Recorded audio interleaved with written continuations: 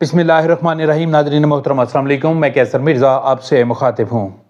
ناظرین، ایک طویل عرصے کے بعد پی ٹی آئی کی جو قیادت ہے پاکستان کے کسی بڑے شہر میں ایک بڑا جلسہ کرنے میں کامیاب ہوئی ہے، اور کیا اس جلسے کے جو مقاصد ہیں وہ پی ٹی آئی کو حاصل ہوں گے یا نہیں ہوں گے، اس پر آج کے پروگرام میں بات کریں گے۔ اور کیا جو آج کا جلسہ ہوا ہے اس سے انتظامیہ پر کوئی دباؤ ڈالا جا سکے گا یا نہیں، عمران خان کی رہائی پہ یہ جلسہ کتنا اثر انداز ہوگا، اور کیا پی ٹی آئی کے حالیہ جلسے کو ناکام بنانے کے لیے جو حکومت نے حکمت عملی طے کی تھی، کیا حکومت اس میں کامیاب رہی ہے یا نہیں رہی ہے، اور اس جلسے میں پی ٹی آئی کی قیادت میں جو اتحاد کی بات کی جاتی تھی یا ان کے اکٹھے چلنے کے لیے جو سیاسی حکمت عملی ہے، اس میں جو مرکزی قیادت ہے وہ کس حد تک کامیاب رہی، اس تمام جو سچویشن ہے اس پر بات کریں گے۔ اس سے پہلے آگے بڑھیں، آپ سے گزارش ہے کہ اگر آپ نے ہمارے چینل کو ابھی تک سبسکرائب نہیں کیا تو براہ کرم سبسکرائب کر دیں اور ویڈیو کو لائک اور شیئر بھی کریں۔ ناظرین، تمام تر رکاوٹوں کے باوجود اور انتظامیہ کی جو ایک سخت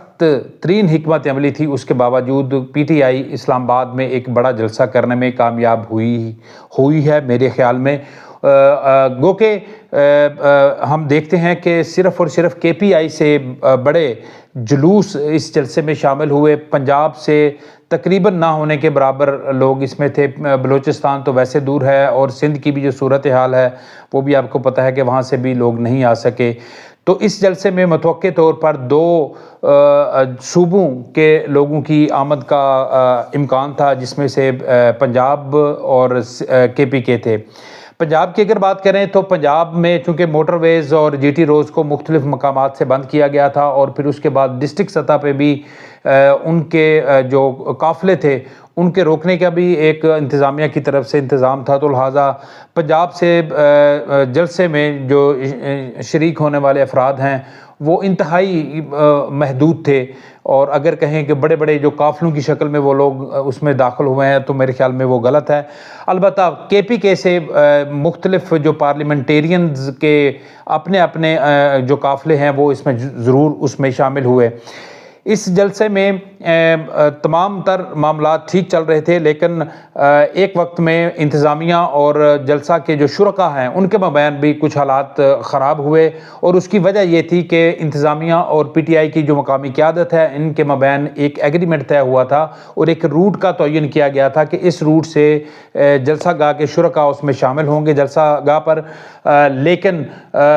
جو بعض کچھ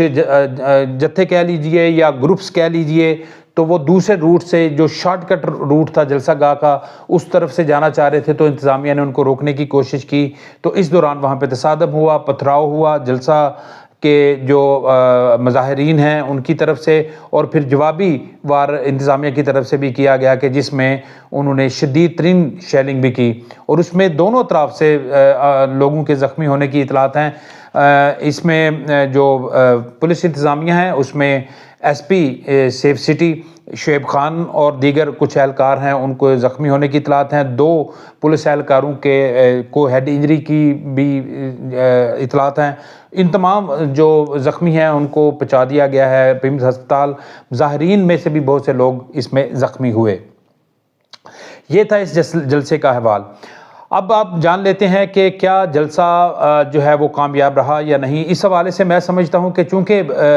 جو ایک توقع تھی اس کے مطابق جلسہ تقریباً کامیاب رہا، اس کی وجہ یہ تھی کہ انتظامیہ بھی جو ہے وہ اتنے کے افراد کی شمولیت کے حوالے سے ان کی رپورٹس تھیں کہ وہ آئیں گے، اتنے افراد جہاں پہ پہنچے ہیں، کیونکہ کے پی کے سے جو ہے ایک بڑی تعداد اس جلسے میں لوگوں کی شریک تھی،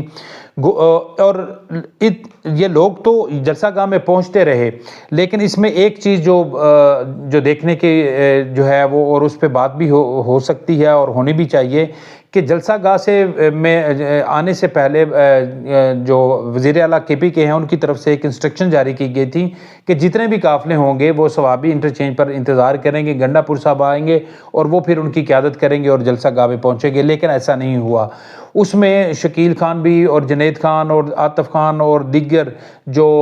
گنڈا پور کے مخالف دھڑا ہے ان کے جو لوگ ہیں وہ انہوں نے گنڈا پور کا انتظار نہیں کیا، وہ اپنے اپنے قافلے لے کر جلسہ گاہ پہنچتے رہے، اور یہی وجہ ہے کہ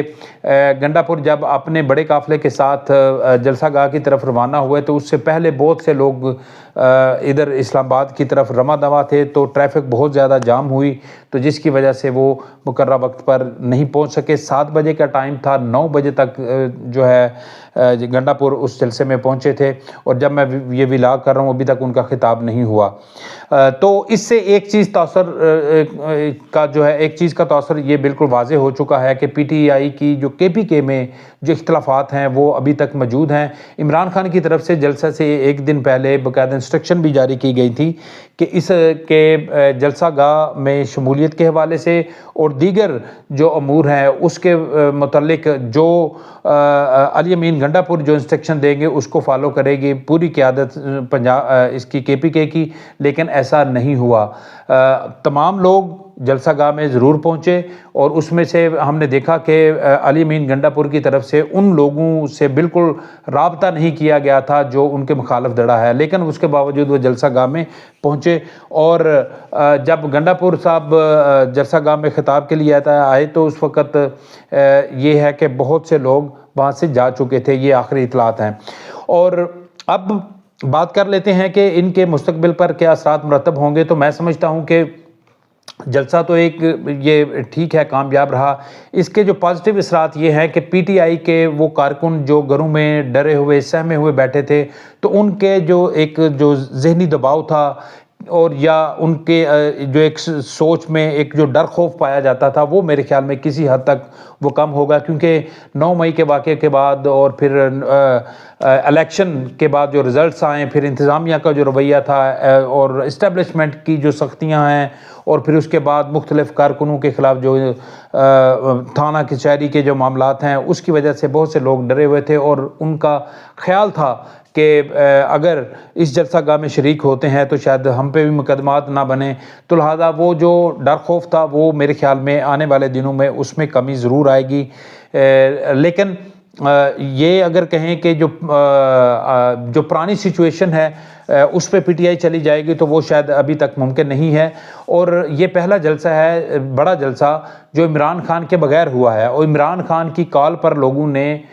جو ہے وہ نکلنے کی کوشش کی ہے۔ اسلام آباد راولپنڈی کی بھی اگر بات کریں تو اس میں سے بھی دونوں شہروں سے بھی کوئی بڑے قافلے قابل قدر جس کو ہے ہم کہہ سکیں وہ نہیں پہنچے، اور خاص کر اسلام آباد کے میں اگر کوئی جلسہ ہوتا ہے تو یہاں پہ مقامی جو لوگ ہیں خاص کر فیملیز وہ بڑی تعداد میں جلسے میں شریک ہوتی ہیں، لیکن اس جلسے میں ہمیں وہ دکھائی نہیں دیا، کیونکہ میں نے جیسے پہلے عرض کیا کہ فیملیز کے اندر وہ ڈر خوف ہے، کیونکہ پی ٹی آئی کے زیادہ تر جو فالورز ہیں وہ پوری فیملیز ہیں، اس میں بچے بھی جاتے ہیں، بوڑھے بھی ہوتے ہیں، نوجوان، خواتین، سب لوگ اس میں شریک ہوتے ہیں، لیکن اس میں خواتین، فیملیز اور بچوں کی تعداد بہت تقریباً نہ ہونے کے برابر تھی۔ البتہ کے پی کے سے جو لوگ آئے تھے اور پی ٹی آئی کے جو مستقل پرماننٹ کارکن ہیں وہ انہوں نے بھی اس میں ضرور شریک ہوئے۔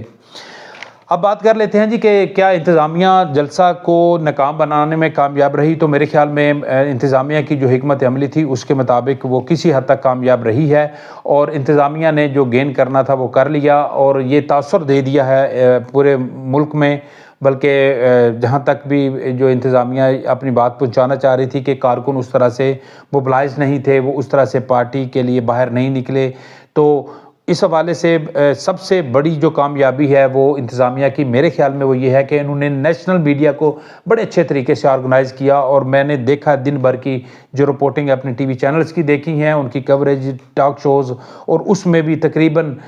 جو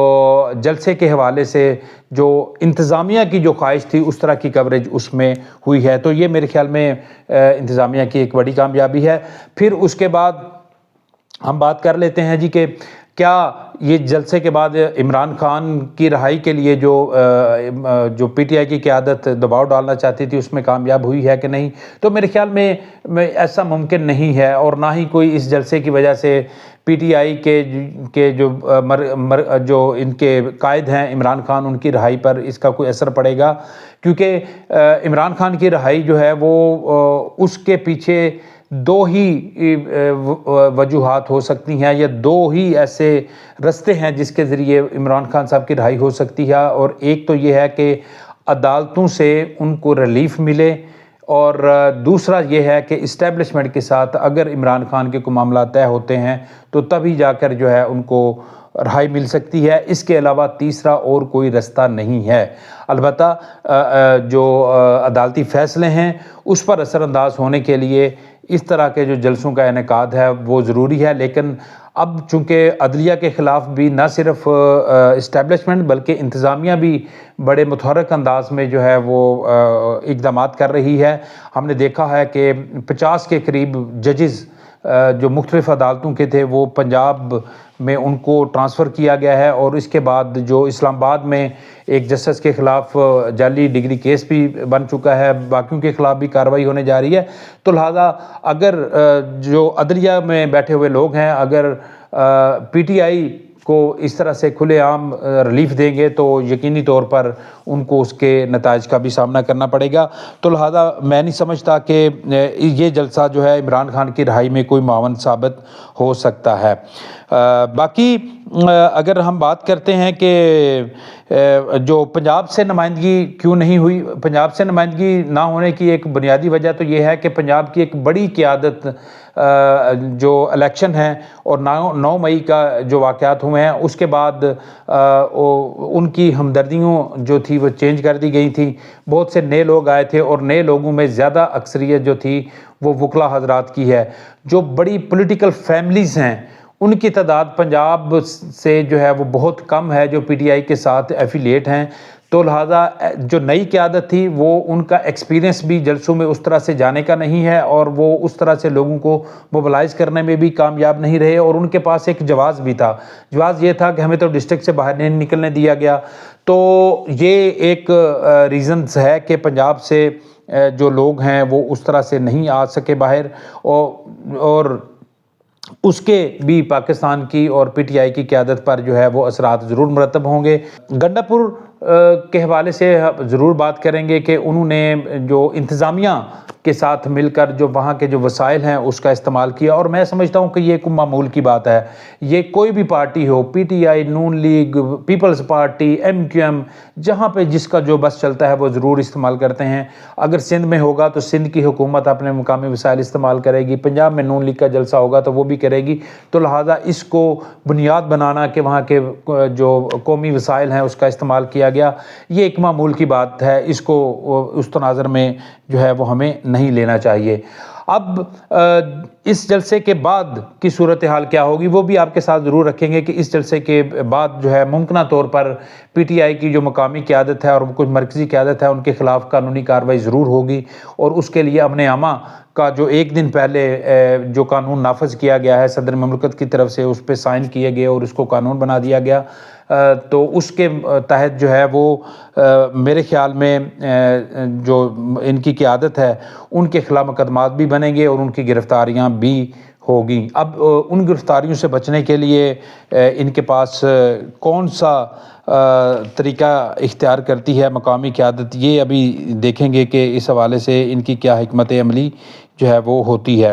یہ جو حالیہ جلسہ ہے اس کو اسٹیبلشمنٹ کس تناظر میں لیتی ہے، اس کے لیے جو قانون نافذ کرنے والے ادارے ہیں ان کی رپورٹس جب جائیں گی تو اس کے بعد پھر اس کے حوالے سے کوئی حتمی فیصلہ ہوگا۔ اب تک کے لیے اتنا ہی، مزید اپڈیٹ کے لیے آپ کی خدمت میں پھر حاضر ہوں گے۔ اس وقت تک اجازت دیجیے، اللہ حافظ۔